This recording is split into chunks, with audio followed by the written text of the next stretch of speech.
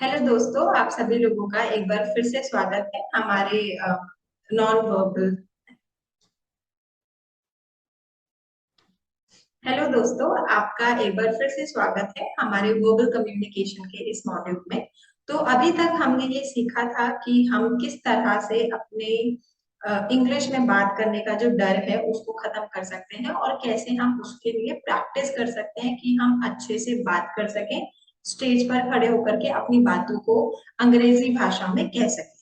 तो अब हम आइए वर्बल कम्युनिकेशन के और भी नए तरीकों या नई चीजों को सीखते हैं कि कैसे हम अपने वर्बल कम्युनिकेशन को और बेटर कर सकते हैं।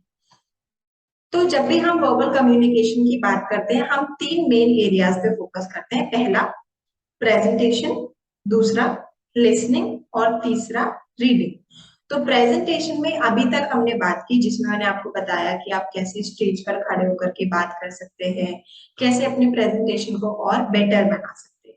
अब जो हमारा सेकेंड पार्ट है वो है लिसनिंग। जब भी हम बात करते हैं कि हम बोलें, बात करें, स्पीच दें, तो उसमें बहुत ज्यादा एक इम्पॉर्टेंट पॉइंट है, वो ये है कि हम सुने। तो जैसा कि आप लोगों ने सुना होगा कि एक व्यक्ति अच्छा वक्ता तभी बनता है जब वो अच्छा श्रोता होता है, यानी कि जब वो अच्छा सुनने वाला होता है।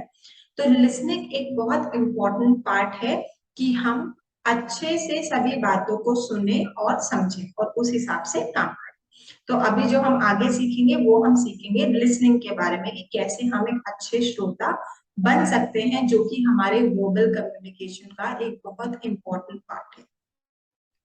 तो जब भी हम लिसनिंग की बात करते हैं, लिसनिंग का मतलब होता है कि हम किसी व्यक्ति को सुने और हम उसे शांति से सुने, सही तरीके से सुने और सिर्फ सुने, एक कान से सुना एक कान से बाहर ना निकाल दे, उसको सुने, उसको समझे।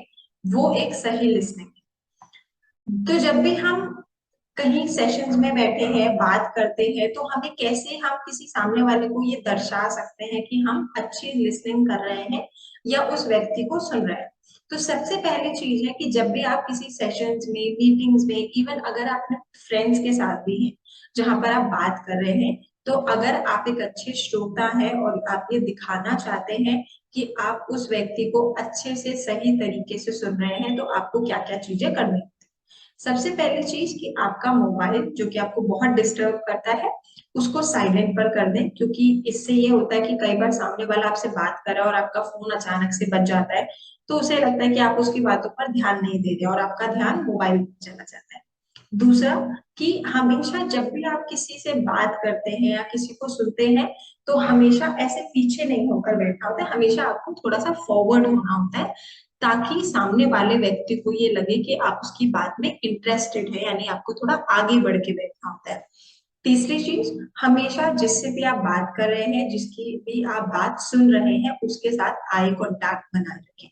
अगर मान लीजिए मैं आपसे बात कर रही हूँ, मैं वीडियो के बाहर इधर उधर कहीं और देखूंगी, तो आपको ये लगेगा कि ये तो हमसे बात ही नहीं करना चाहती है, तो हमसे बोलना ही नहीं चाहती है। तो जरूरी है कि आप जब किसी के साथ बैठे हैं और आप ये चाहते हैं कि उसे लगे कि आप उसे सुन रहे हैं, तो हमेशा उस व्यक्ति के साथ अपना आई कांटेक्ट बनाए रखें। चौथी चीज कि आप जब भी किसी की बात कर रहे हैं, तो सुन रहे हैं, तो आपको हमेशा अपने हेड को ऐसे नॉड करना होता है। नॉट भी हम, यानी कि आप अपनी सर को हिलाते हैं उसकी बात को हामी भरने के लिए या अग्री करने के लिए। पांचवी चीज कि आप जो भी वो इम्पोर्टेंट पॉइंट्स आपको बता रहे हैं, उन पॉइंट्स को आप नोट डाउन कर सकते हैं, उन पॉइंट्स को आप लिख सकते हैं। तो ये क्या दर्शाता है कि आप उस व्यक्ति की बात ध्यान से अच्छे तरीके से सुन रहे हैं। तो जरूरी है कि आप इम्पोर्टेंट पॉइंट्स नोट करें। उसके अलावा आप उसमें हाँ, सही बात है, सच बात है, बिल्कुल सही है, ऐसी बातें बोल करके अपनी रजामंदी दिखा सकते हैं, अपना अग्रीमेंट दिखा सकते हैं कि आप उस व्यक्ति की बात से अग्री कर रहे हैं। और आखिरी और बहुत इंपॉर्टेंट चीज कि आपको रेलेवेंट क्वेश्चंस भी पूछने हैं। रेलेवेंट क्वेश्चन मतलब ऐसे सवाल जो कि उस कॉन्टेक्स्ट से रिलेटेड है। फॉर एग्जाम्पल, मैं आपसे बात कर रही हूँ वर्बल कम्युनिकेशन के बारे में, कि आप यहाँ पर ये सीख रहे हैं कि वर्बल कम्युनिकेशन क्या होता है, कैसे किया जाता है, और आपने अचानक से मुझसे सवाल पूछ लिया कि आसमान में इतने सारे तारे क्यों हैं। तो ये क्या होगा, ये बेसिकली ऐसा हो जाएगा कि आप मेरी बात तो सुन ही नहीं रहे थे, आप तो किसी और ख्याल में खोए थे और आपने अचानक से सिर्फ सवाल पूछने के लिए मुझसे सवाल पूछ लिया। तो जरूरी है कि आप रेलेवेंट क्वेश्चंस पूछें, और ये सारे काम ये दर्शाते हैं कि आप किसी व्यक्ति को सुन रहे हैं। और सुनना बहुत ज्यादा जरूरी है, क्योंकि जब आप सुनेंगे, इंफॉर्मेशन गेन करेंगे, नॉलेज गेन करेंगे, तभी आप उस इंफॉर्मेशन को अच्छे तरीके से डिलीवर कर पाएंगे, यानी लोगों तक पहुंचा पाएंगे। अच्छा, क्या क्या चीजें आपको नहीं करनी है जब भी आप एक अच्छे लिसनर हैं, या अच्छे लिसनर होने के नाते आपको क्या क्या चीजें नहीं करनी होती है। पहली चीज, बिल्कुल भी डिस्ट्रैक्ट नहीं होना। डिस्ट्रैक्ट एज इन कि आप मोबाइल में देख रहे हैं, कोई बुक पढ़ने लग गए, किसी और काम में लग गए, तो ये नहीं करना है। यानी कि आपको एक जगह पे फोकस रखना है कि आप सामने वाले व्यक्ति की बात सुन रहे हैं।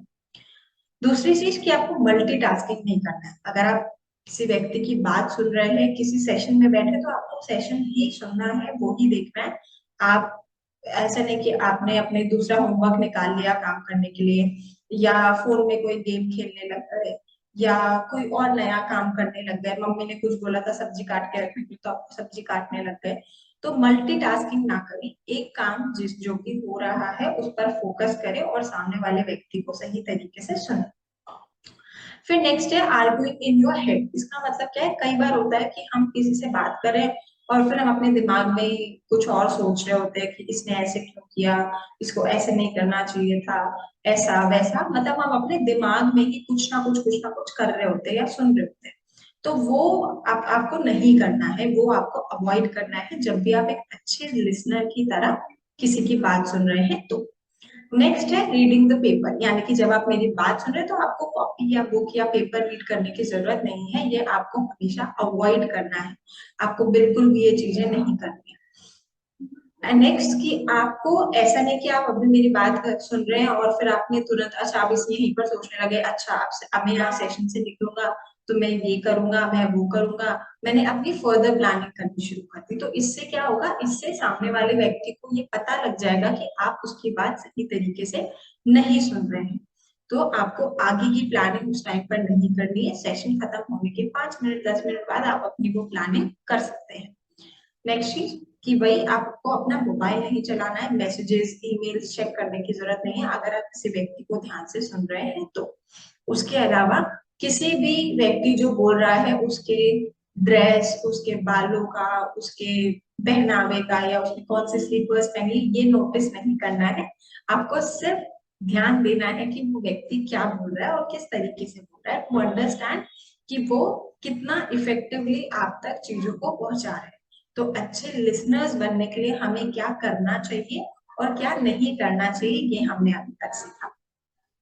अब हम आगे बात करेंगे कि हमारे क्या क्या फियर है जब भी हम बात करते हैं, या जब भी हम वर्बल कम्युनिकेशन की बात करते हैं, जब भी हम बात करने की कोशिश करते हैं, तो वहां पर हमारे मन में क्या क्या डर होता है।